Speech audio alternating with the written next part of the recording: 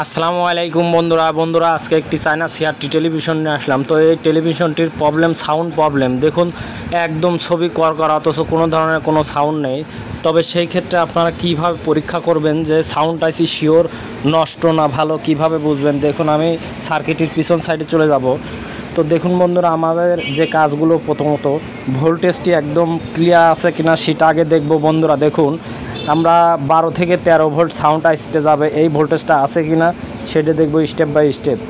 তো দেখুন বন্ধুরা, আমাদের এখান থেকে 12 ভোল্ট পাস হয়েছে, 12 অথবা 13, দেখুন 12 প্লাস ভোল্ট। এখান থেকে এখানে এসেছে, এখান থেকে এখানে এসেছে, এখান থেকে ডাইরেক্ট আইসিতে চলে গেছে 1 নাম্বার পিনে। তো দেখুন বন্ধুরা, আমাদের 7522 আইসি, এটা 1 নাম্বার পিনে গেছে, যে এখানে কিন্তু ভোল্টেজ গেছে বন্ধুরা। তো আমরা মূলত শিওর হব কিভাবে? দেখুন, আমরা সেই ক্ষেত্রে আমাদের মূলত কিন্তু প্রবলেমটা কোথা থেকে হয় আমি আপনাদেরকে দেখাই। সাউন্ড আইসি ভালো থাকার পরেও কিন্তু অনেক সময় এই সমস্যাটি হয়। যেমন এখান থেকে এখানে 12 ভোল্ট অথবা 13 ভোল্ট অ্যাকুরেট থাকতে হবে। এখানে যদি 13 ভোল্ট থাকে তাহলে কিন্তু আইসিতে মাপতে যেতে হবে যে আসলে আইসির মধ্যে এখানে 13 থেকে 12 ভোল্ট ঢুকেছে কিনা, এটা আপনার আগে শিওর হতে হবে। আচ্ছা, 2 নম্বরের কাজ যেটা, এখানে 18 একটি ট্রানজিস্টর থাকে। অনেক ক্ষেত্রে কিন্তু এই ট্রানজিস্টরটি ডিস্টার্ব হলেও কিন্তু এই সমস্যাটি হয়। তবে আপনারা যদি একটা পিন ওপেন করে দেন তাহলে কিন্তু আপনারা বুঝতে পারবেন আসলে সাউন্ড আইসির প্রবলেম আছে না আসলে ট্রানজিস্টরে প্রবলেম আছে। তো যার কারণের জন্য আপনারা কাজটি মূলত এইভাবে দেখবেন। তো বন্ধুরা দেখুন, আপনারা অনেক ক্ষেত্রেই কাজে ভুল করেন, আপনারা অটোমেটিক কিন্তু আইসিটা চেঞ্জ করে দেন, তারপরেও আইসি চেঞ্জ করার পরেও সাউন্ডটা আসে না। তো কিসের জন্য আসে না আমি বিস্তারিত স্টেপ বাই স্টেপ কাজ করে দেখাচ্ছি।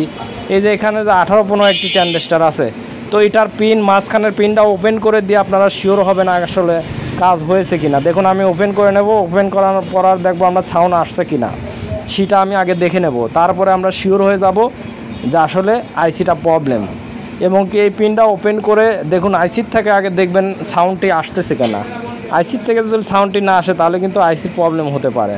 তো আমাদের যেহেতু আইসির থেকে কোনো সাউন্ড প্রবলেম নেই, সেক্ষেত্রে আমরা এটা ওপেন করে দিয়ে স্ক্রিনে যাব, স্ক্রিনের কী অবস্থা সেটা দেখব। স্ক্রিনে যা দেখব আসলে ছবিটা সাউন্ড এসেছে কি না। যদি না আসে তাহলে কিন্তু আমরা 100% শিওর হয়ে যাব।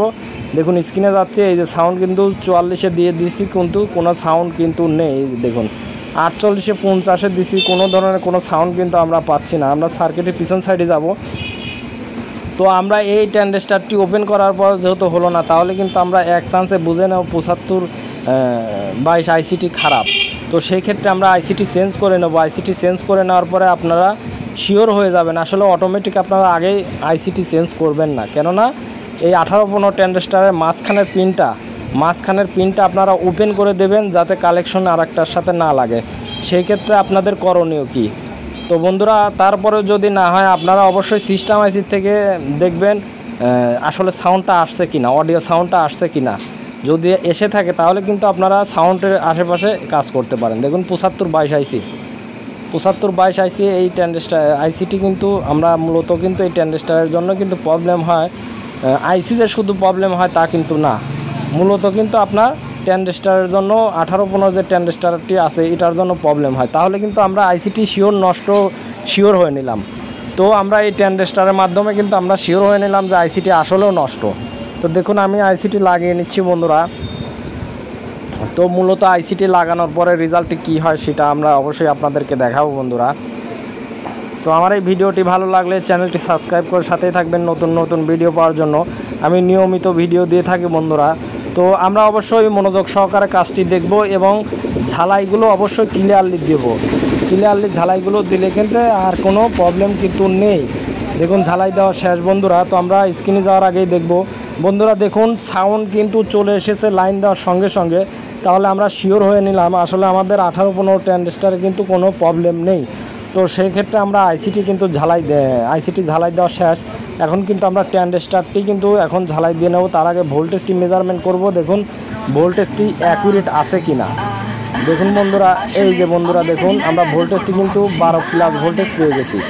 তো 12 প্লাস ভোল্টেজ পেয়ে গেলে আমরা কিন্তু এখন ট্রানজিস্টর যেটা 18-15 ওপেন করে দিয়েছিলাম সেই ট্রানজিস্টরটি কিন্তু এখন ঝালাই করে নিচ্ছি। দেখুন সাউন্ডটা হয়তো বা অ্যাডজাস্ট হওয়ার জন্য একটু আপ ডাউন পারলো। দেখুন এখন সাউন্ড কিন্তু একদম ক্লিয়ার। স্ক্রিনে যাবো, স্ক্রিনের কী অবস্থা সেটা দেখবো বন্ধুরা। তো বন্ধুরা, সেট ইজ ওকে হয়ে গেছে বন্ধুরা। আজকের মতো বিদায় নিচ্ছি, ভালো থাকবেন, আল্লাহ হাফেজ।